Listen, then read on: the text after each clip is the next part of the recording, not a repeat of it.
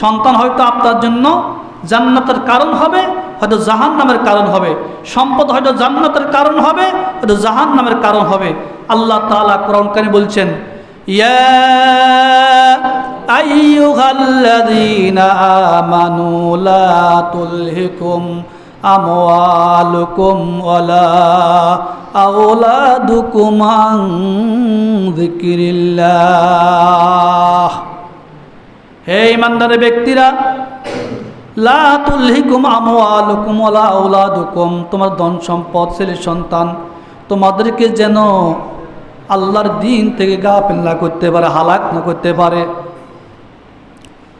ওয়া মান ইয়াফআল যালিকা ফাউলাইকা হুমুল খাসিরুন, এরকম যারা করবে, যাদের সন্তান সন্ততি সম্পদ যারা তাদেরকে আল্লাহর দ্বীন থেকে, আল্লাহর হুকুম থেকে গাফিল করবে, অমনোযোগী করবে,